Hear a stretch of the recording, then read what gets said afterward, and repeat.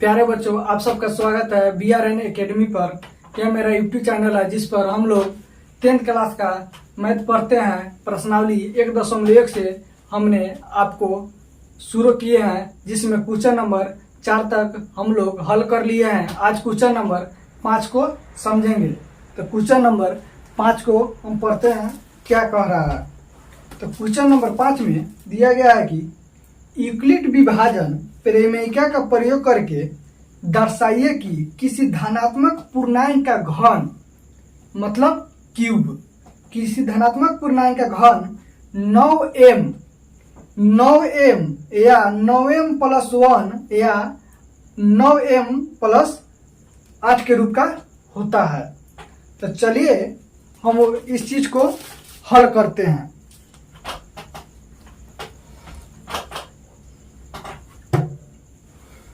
हल कभी भी आप लोग परीक्षा में जब भी बनाइएगा तो जैसे हम हल लिख रहे हैं इसी तरह आप लोग लिखिएगा, लेकिन परीक्षा में कभी भी आप प्रश्न को नहीं लिखिएगा, सिर्फ जैसे हम बना रहे हैं उसी तरह लिखिएगा। क्वेश्चन नंबर दाग दीजिएगा, 5 आया तो 5 दागिएगा, 4 आया तो 4 दागिएगा, लेकिन क्वेश्चन नंबर दाग कर और हल लिख रहे हैं तो हल लिखिएगा। और जिस तरह परिभाषा के साथ हम बना रहे हैं उसी तरह आप लोग भी परिभाषा के साथ बनाइएगा। जब तक परिभाषा के साथ आप लोग नहीं बनाइएगा तब तक आप लोग को नंबर पूरा का पूरा नंबर नहीं मिलेगा, और आप लोग कमी बेसी कीजिएगा तो उसमें नंबर आप लोग को काट लिया जाएगा। तो चलिए हम लोग लिखते हैं हल धनात्मक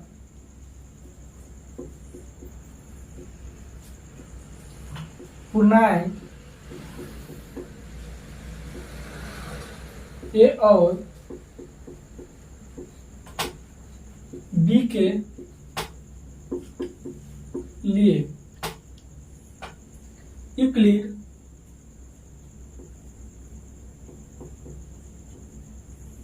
विभाजन एल्गोरिदम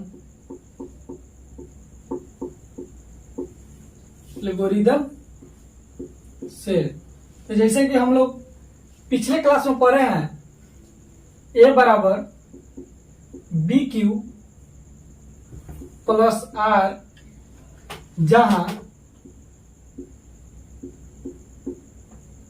0 छोटा बराबर R छोटा B। इसका मतलब होता है कि R का मान जो होगा ना 20 से हमेशा छोटा होगा और 0 के बराबर या 0 से बड़ा होगा। तो B बराबर 3 लेने पर, तो अब B बराबर 3 ले लिए हैं तो यहाँ पर 9 भी ले सकते हैं, लेकिन 9 लेंगे तो इसमें बताया जा रहा है क्या कि किसी धनात्मक पूर्णांक का घन। तो अगर मान लीजिए आप 9 का घन कीजिएगा तो 729 हो जाएगा, और 3 का घन कीजिएगा तो कितना होगा, 27 होगा। तो वो अगर 9 का घन कीजिएगा तो 729 को कटाने उटाने में आपको दिक्कत होगा, आपको समझने में भी परेशानी होगा। इसलिए B बराबर हम लोग 3 लिए हैं, तो 3 का घन कीजिएगा तो 27 तक ही जाएगा संख्या, इसलिए कम रहेगा तो आपको समझने में आसानी होगा। तो B बराबर 3 लेने पर, तो R बराबर 0, 1 और 2। तो R बराबर 0, 1 और 2, 1 और 2 तक क्यों हुआ, तो क्योंकि B बराबर 3 लिया, तो यहाँ पर B का मान जब 3 हो जाएगा तो R का मान हमेशा B से छोटा होगा। तो B से छोटा, तो 0, 1 और 2 ही होगा, क्योंकि 0 से के बराबर या 0 से 12 लेना है होगा R का मान। तो 0 से तो 0 हो जाएगा, चाहे उसके बराबर है, तो 1 हो जाएगा उससे 12, उसके बाद 2 हो जाएगा, और उसके बाद में अगर 3 अगर कर देंगे R बराबर तो फिर B के बराबर हो गया। तो B के बराबर हो गया था तो भाजक और शेषफल तो बराबर हो जाएगा। भाजक और शेषफल तो हमेशा बराबर होता नहीं है, इसलिए B बराबर 3 लिया है, तो R बराबर 0, 1 और 2 होगा। तो इसलिए A बराबर 3Q प्लस 0। अब 3Q प्लस 0, अभी कहिएगा 3Q प्लस 0 कहाँ से आ गया A बराबर, तो देखिए यहाँ पर फॉर्मूला लिखे है, तो A के A हो गया, अब 3, तो 3 किसके जगह पर लिखे हैं, B के स्थान पर। B बराबर 3 लिया, तो B के स्थान पर 3 लिखे हैं, और Q के Q हो गया यहाँ 0, तो आर बराबर अब जीरो कहां से गया, तो इस जीरो के लिखे हैं, तो ये जीरो हो गया। तब किसी भी संख्या में अगर जीरो जोड़िएगा तो वो संख्या उतना ही हो जाएगा। मान लीजिए 2 में जीरो जोड़ेंगे तो 2 ही होगा, 4 में अगर जीरो जोड़ेंगे तो 4 ही होगा। तो यहाँ हो जाएगा 3q। अब फिर होगा a बराबर 3q प्लस 1 हो जाएगा, एक आके उतर जाएगा। तो 3 के 3 यहाँ b बराबर 3 हो जाएगा, q के q हो जाएगा और प्लस 1 हो जाएगा। और एक और हो जाएगा a बराबर 3q प्लस 2। तो अब हम लोग समीकरण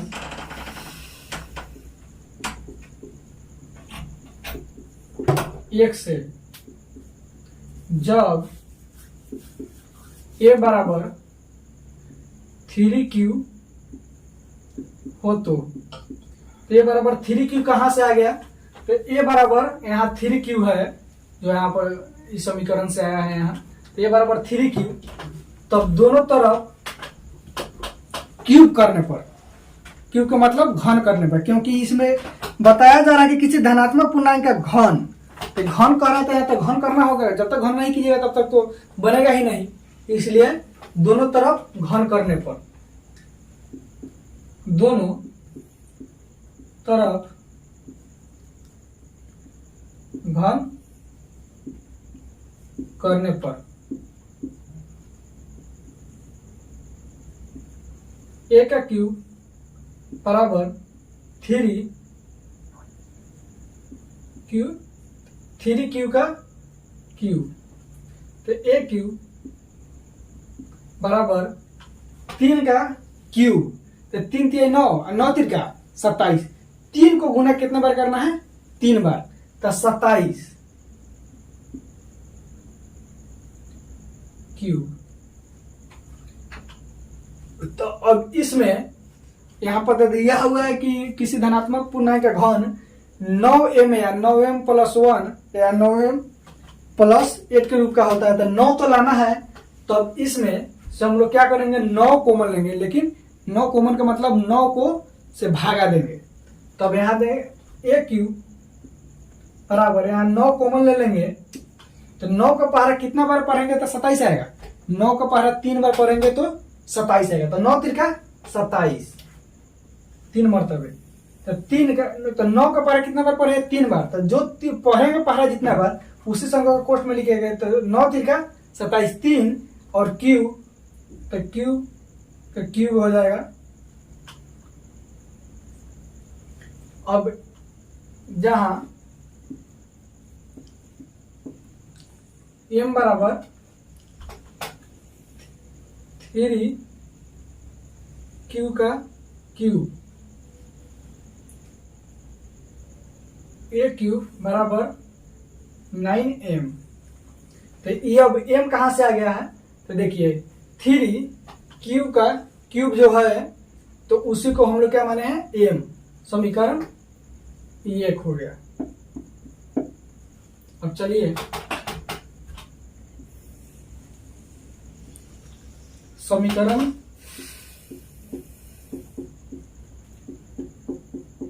2 से जब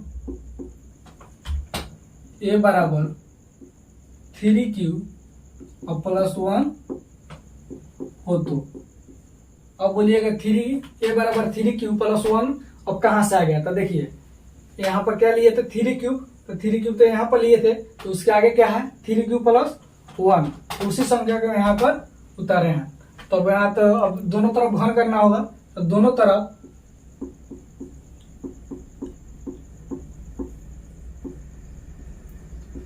घन करने पर तो a क्यूब बराबर 3q और प्लस 1 का होल क्यूब। तो ये क्या हो गया, a प्लस b का होल क्यूब हो गया। तो a प्लस b का होल क्यूब हम लोग पहले लिखेंगे कि a प्लस b का होल क्यूब क्या होता है। तो a प्लस b का होल क्यूब होता है, a प्लस b का होल क्यूब बराबर होता है a क्यूब अब प्लस बी क्यू अब प्लस 3 a² b अब प्लस 3 ab²। आपको हम लिख के बता दिए हैं, इसी फॉर्मूला को उस चीज को हम लोग क्या करेंगे, बैठाएंगे। तो इस फॉर्मूला के आप लोग याद करके रखिएगा। जब तक ये फॉर्मूला आपको याद नहीं होगा तब तक आप इस चीज को बना नहीं सकते हैं, क्योंकि इसी फॉर्मूला पर उस चीज को हम लोग बैठाएंगे। तो चलिए हम लोग यहाँ पर बनाते हैं। तो एक क्यूब हो जाएगा और 3, तो इसको हम लोग क्या माने हैं, ए और बी, तो ये हो जाएगा ए, ये है क्या बी। तो ए प्लस बी का होल क्यूब के फॉर्मूला को बैठाना है। तो ए क्यूब, तो देखिए ए क्यूब है यहाँ पर, तो ए क्यूब तो 3 क्यू का होल क्यूब अब प्लस बी का होल क्यूब, तो बी के स्थान पर क्या है 1, तो 1 का होल क्यूब अब प्लस 3 के 3 है a², तो ए के स्थान पर कितना है 3 क्यूब, तो गुने 3 क्यूब का होल स्क्वायर, और बाद में क्या है b और गुने b, तो b के स्थान पर क्या है 1 अब प्लस क्या है 3, तो इस 3 को यहाँ पर बैठा देंगे। अब 3 बैठ गया तो अब क्या बच गया a, तो a का स्थान पर क्या है 3 क्यूब, तो 3 क्यूब और गुने b के स्थान पर क्या है b², क्या b के स्थान पर क्या है 1, तो 1 का स्क्वायर, तो a क्यूब बराबर 3 का क्यूब कितना होगा 27। क्यूब का मतलब होता है 3 पर पावर 3 है, तो 3 को 3 दल गुना करेंगे, उसी को क्यूब कहा जाता है। तो 27 क्यूब प्लस 1 का क्यूब 1 ही हो जाएगा प्लस 3 3 क्यू का स्क्वायर है, तो 3 क्यू का स्क्वायर, तो 3 3 9 और 9 3 का 27, तो यहाँ हो जाएगा 27 प्लस 3 3 9 और 1 से गुना कीजिएगा तो एक क्यू होता है, यहाँ हो जाएगा 9 क्यू। तो ए क्यूब बराबर, हमको अब इसमें से कॉमन क्या कौन चीज लेंगे, तो 9 कॉमन लेंगे। 9 इसलिए कॉमन लेंगे कि 9 ऐसा संख्या है जो 27 और इस 9 को भी काट देगा, और 9 ही हम इसलिए ले रहे हैं क्योंकि इसमें हमको दर्शाना है कि किसी धनात्मक पूर्णांक का घन 9m या 9m प्लस 1 या 9m प्लस 1 के रूप का होता है, इसीलिए 9 हम लोग कॉमन लेंगे। तो जब 9 कॉमन ले लिए तो 9 से इसमें भाग करेंगे, तो 9 3 का 27, कितने मरतबे 3 मरतबे, तो 3 a क्यूब अब प्लस 9 3 का 27 a² अब प्लस 9, तो 9 से 9 कट गया, तो इसमें बच गया क्या a क्यूब बच गया, आई 1 जो है बाहर आ जाएगा। तो ए क्यूब बराबर 9m अब प्लस 1, जहां m बराबर 3 a क्यूब प्लस 3a² अब प्लस क्यूब। अब आप वो लोग बोलिएगा कि इस संख्या कहां से आ गया, तो इस जो पूरा संख्या है ना, जो इसी को हम लोग क्या माने हैं m माने हैं, तो यही चीज यहाँ पर है। तो 9 के जगह पर 9, इस पूरा जगह संख्या के जगह पर क्या माने हैं m, अब प्लस 1 को 1 यहाँ पर लिख दिया। तो ये क्या हो गया समीकरण 2। अब समीकरण 3 से जब a बराबर, अब a बराबर यहाँ पर कितना लेंगे बताइए आप लोग कि a बराबर यहाँ पर कितना लेना चाहिए। तो जैसे a बराबर हम लोग अब यहाँ पर कितना लेंगे 3q अब प्लस 2। अब 3q प्लस 2 क्यों लेंगे, क्योंकि समीकरण 1 में इसको ले लिए हैं, समीकरण 2 में इसको लिए हैं, अब बच क्या गया है 3q प्लस 2, तो 3q प्लस 2। तब इसको तो दोनों तरफ घन करना होगा, क्योंकि इसमें बोल रहा है कि किसी भी धनात्मक पूर्णांक का घन 3m या 3m प्लस 1 या 3m प्लस 8 के रूप का होता है। तो दोनों तरफ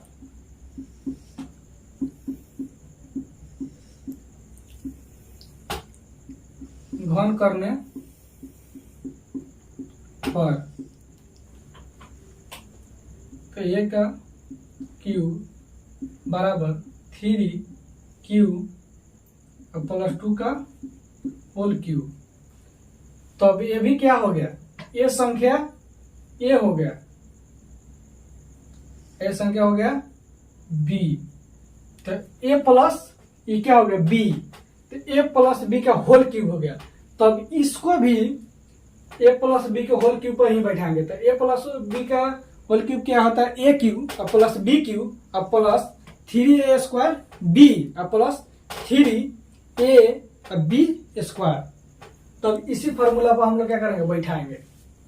तो इसको भी बैठाते हैं, a क्यूब बराबर 3q, तो 3q का तो यहाँ पर a क्यू है, तो 3q का क्यूब और प्लस b का क्यूब, तो b का स्थान पर क्या है 2, तो 2 का क्यूब और प्लस 3 गुने a स्क्वायर b है, तो 3a स्क्वायर, तो a का स्थान पर क्या है 3q, तो 3q का होल स्क्वायर और गुने b, तो b के स्थान पर क्या है 2 और प्लस क्या हो जाएगा 3, तो 3 गुने, अब बोले 3 की जैसे है, यही 3 है, 3a, तो a का स्थान पर क्या है 3q और गुने b, तो b का क्या है होल स्क्वायर, तो 2 का स्क्वायर। चलिए, तो a क्यूब बराबर 3 का क्यूब 27 और प्लस 2 का क्यूब 8, 2 को गुना कितना बार करना है 3 बार, तो यहाँ हो जाएगा 8 और प्लस 3 और 3 का स्क्वायर, तो 3 का स्क्वायर 9 और 9 तिरका, भाई 3 का स्क्वायर करेंगे तो 9 होगा और 9 तिरका 27 और 27 दूना 54, तो यहाँ क्या लिखेंगे 54 क्यूब स्क्वायर लिख देंगे, यहाँ क्यूब होगा, छूट गया है, और प्लस 3 तिहाई 9 और 2 दूना 4, 2 का स्क्वायर है तो 2 दूना 4, तो 9 चौका 36 क्यूब, तो a क्यूब बराबर, अब इसमें भी हम लोग क्या कॉमन लेंगे 9 ही कॉमन लेंगे। 9 इसलिए कॉमन लेंगे क्योंकि 9 के रूप में लाना है हमको, तो 9 ही कॉमन लेंगे। तो यहाँ पर जब 9 कॉमन ले लेंगे तो 9 तिरका 27, 3 मरतबे, तो 3 क्यूब का क्यूब और प्लस 9 छक 54, तो 6 मरतबे, और यहाँ क्यूब का क्यूब स्क्वायर हो जाएगा और प्लस 9 चौका 36, तो यहाँ हो जाएगा 36, 9 चौका 36, तो 4 क्यूब। अब ये 8 है, 8 तो 9 से कटेगा नहीं, तो यहाँ प्लस क्या हो जाएगा 8 हो जाएगा, तो यहाँ हो जाएगा a क्यूब बराबर 9m प्लस 8, तो जहाँ लिखेंगे हम लोग, जहाँ m बराबर 3 क्यूब का क्यूब और प्लस 6 क्यूब स्क्वायर और प्लस 4 क्यूब। तब ये जो पूरा संख्या है जो कोष्ट में आप लोग देख रहे हैं, ये संख्या, इसको क्या माने हैं m माने हैं। तो यहाँ 9 का 9 ही हो गया, ये पूरा संख्या का क्या लिख दिए m लिख दिए और प्लस का 8 लिख दिए। तो समीकरण 1 और समीकरण 2 और समीकरण 3 से हम लोग को यही देखने को मिल रहा है कि किसी भी धनात्मक पूर्णांक का घन 9m, समीकरण 1 में देखिए 9m और समीकरण 2 में देखिए 9m प्लस 1, या समीकरण 3 में देखिए 9m प्लस 8, समीकरण 3 हो जाएगा, समीकरण 3 हो जाएगा। तो किताब में भी यही दिया गया प्रश्न 5 नंबर में कि यूक्लिड विभाजन परिमेयिका का प्रयोग करके दर्शाइए कि किसी धनात्मक पूर्णांक का घन 9m या 9m + 1 या 9m + 8 के रूप का होता है। तो हम लोग यहाँ तीनों समीकरण से देखे हैं, तो जो चीज किताब में बोल रहा है दर्शाने के लिए वही चीज आया। समीकरण 1 में देखिए 9m आया, समीकरण 2 में देखिए 9m + 1 आया, समीकरण 3 में देखिए 9m + 8 आया। तो अतः हम लिखेंगे क्या यहाँ पर, अतः किसी धनात्मक पूर्णांक का घन 9m या 9m + 1 या 9m + 8 के रूप का होता है। तो जो किताब में पूछ रहा था दर्शाने के लिए वो चीज हम लोग दर्शा दिए हैं। और ये फॉर्मूला आप याद रखिएगा, जब तक ये फॉर्मूला आपको याद नहीं रहेगा ये चीज आप बैठा नहीं सकते हैं और आपको ये चीज बनेगा नहीं। और एक चीज आप लोग को हम बता दें कि जब भी हम जो हिस्सा बता रहे हैं समझिए कि बोर्ड में आना ही आना है, क्योंकि हम इधर का उधर का सिलेबस पढ़ाएंगे नहीं। जो बोर्ड में हमेशा पूछा जाता है VVA क्वेश्चन, समझिए वही हम पढ़ा रहे हैं। इसलिए आप लोग इस क्वेश्चन को जरूर पढ़िएगा और जैसे बताया है उस तरह एक बार में समझ में आए दोबारा पढ़िएगा। और जहां और कुछ गलत अगर आपको लगता हो कि सर यहाँ गलत कर दिए तो आप कमेंट करके बताइएगा, क्योंकि हम भी इंसान ही हैं।